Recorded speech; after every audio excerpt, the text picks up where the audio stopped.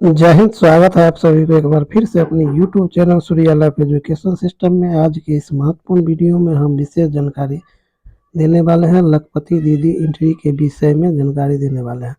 तो चलिए शुरुआत करते हैं। सबसे पहले समझते हैं कि इस फॉर्मेट में यहाँ पर जो है VO का नाम लिखना है, उसके बाद यहाँ पर VK का नाम लिखना है, यहाँ पर CM अपना नाम लिखेंगे, CM अपना मोबाइल नंबर लिखेंगे। उसमें दिया हुआ लखपति दीदी के सिर्फ वही कार्य में एंट्री करें जो वो या उनके पति या उनका बच्चा करता है, सभी में एंट्री करने की जरूरत नहीं है। उस कॉलम में X का निशान यानी कि गुना का निशान लगा दिए। जो कार्य उस सदस्य के द्वारा नहीं किया जा रहा है, सही में से ये फॉर्मेट भरने की जिम्मेदारी बुक कीपर को है। अब यहाँ देखिएगा कि सीरियल नंबर है और यहाँ पर है पंचायत का नाम, यहाँ है गांव का नाम, यहाँ है समूह का नाम, यहाँ है लखपति दीदी का नाम, यहाँ बैंक से ऋण, यहाँ है समूह से ऋण, यहाँ पशुपालन गाय भैंस बकरी पालन मुर्गी पालन है, पशु की संख्या है, खेती है, कारोबार का नाम है, कारोबार से औसत लाभ हर दिन का है, मजदूरी बाहर में या गांव में है, नौकरी क्या करते हैं वो है महीने का सैलरी। ठीक है। तो अब यहाँ पर जैसे एक नंबर में लिखेंगे आप यहाँ पर जैसे पंचायत के नाम, तो पंचायत के नाम यहाँ पर लिख दीजिएगा बढ़ौना। ठीक है, बढ़ौना। यहाँ पर गांव का नाम हो जाएगा बढ़ौना या चतरा। ठीक है। उसके बाद यहाँ पर हो जाएगा समूह का नाम, जैसे समूह का नाम हो गया सीता। ठीक है, तो सीता लिख देना है। और सीता समूह में जो है लखपति दीदी संभावित रूप से आपको लग रहा है कि इनका इनकम महीना में जो है 8 से 9 हज़ार है, तो इसका मतलब वो जो है लखपति दीदी के रूप में आ जाएंगे। अब यहाँ पर जो है लखपति दीदी का नाम लिखना है, गीता देवी, जो भी नाम होगा वो लिखना है। अब गीता देवी जो है बैंक से ऋण लिया है व्यक्तिगत, तो लिखना है कितना लिया है। अगर नहीं लिया है बैंक से तो छोड़ देना है। उसके बाद है समूह से ऋण कितना लिए हैं वो इसमें भरना है। अब दिया है पशुपालन में, तो पशुपालन में है गाय भैंस और मुर्गी पालन बकरी पालन। अगर गाय भैंस पालन अगर तीनों कर रहे हैं, इसमें तीनों लिखिए गाय भैंस बकरी या मुर्गी, जो भी है वो लिखना है। उसके बाद जो है पशु का संख्या, मान कर चलिए कि 2 गाय है, 1 भैंस है, 2 बकरी है, तो टोटल हो जाएगा आपको 5, तो यहाँ लिखिएगा 5। ठीक है, तो यहाँ तक समझ गए। अब जो है यहाँ लिख रहे हैं खेती के लिए जमीन बीघा में, कितना खेती है गीता देवी को वो यहाँ लिखना है बीघा में। अगर 10 कट्ठा है तो आप उसको बीघा में लिखेंगे, कितना लिखेंगे यानी कि 1/2 बीघा। ठीक है, यानी कि देखिए 20 कट्ठा बराबर 1 बीघा होता है और 10 कट्ठा है, तो आपको यहाँ जो है कट जाएगा तो बच जाएगा कितना 1/2 लिख दीजिएगा। ठीक है, इसी तरह से बीघा में लिखना है। अब है खेती के लिए जमीन, मतलब खेती करने लायक जो जमीन होगा वो कितना में है वो लिखना।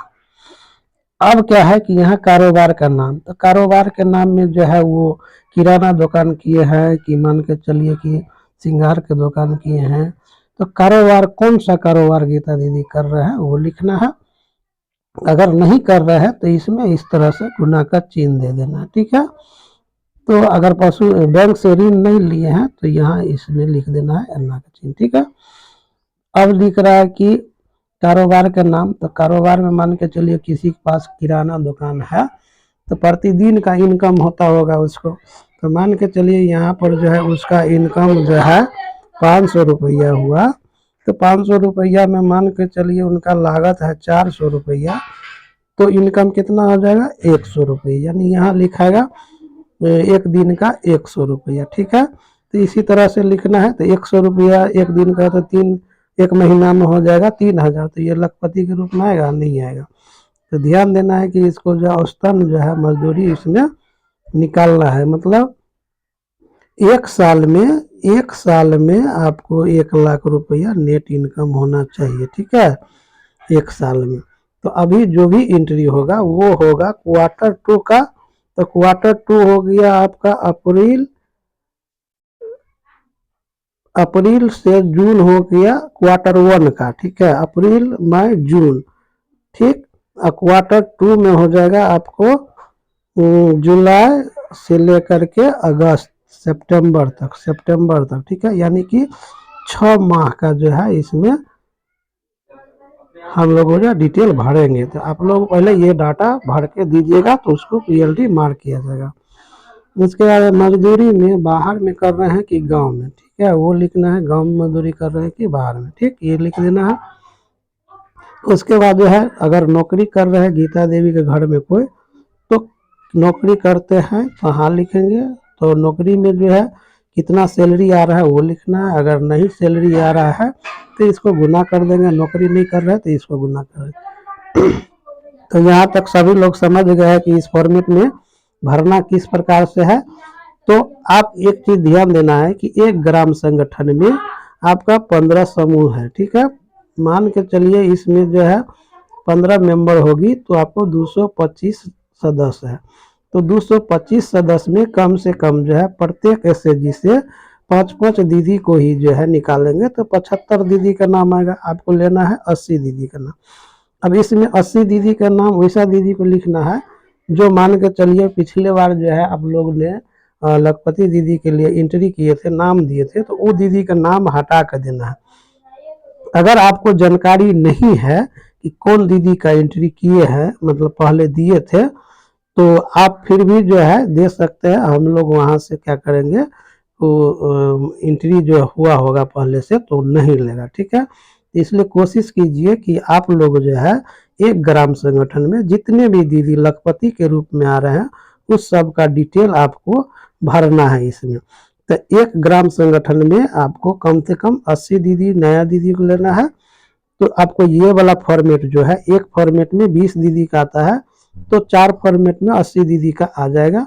तो इस तरह से भर के देना है, ठीक है। ये प्रिंट निकाल लीजिएगा, पीडीएफ जो है ग्रुप में शेयर किया हुआ है।